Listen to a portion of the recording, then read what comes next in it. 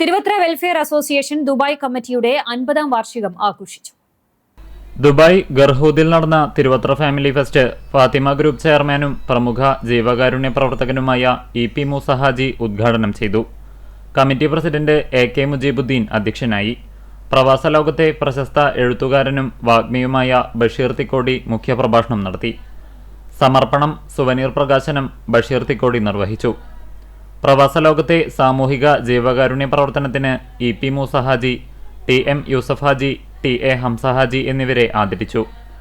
താഴത്ത് Koya, KH Thahir, Sakkariya Majeed, AC Beeran, SI Akbar Sharjah, Hasan Ali Dubai തുടങ്ങിയവരെ ഉപഹാരം നൽകി ആദരിച്ചു. ജോർദാൻ പൗര Hala S Yahya Al Rousan മുഖ്യാതിഥിയായി സംഗമത്തിൽ പങ്കെടുത്തു. Abu Dhabi welfare association secretary KK Siddique, Thiruvathra Northern Emirates association president Salahuddin എന്നിവർ സംസാരിച്ചു. സക്കറിയ റഷീദ് പുസ്തക പരിചയത്തിനും സ്വാലിഹ് ഫൈസി പ്രാർത്ഥനയ്ക്കും നേതൃത്വം നൽകി.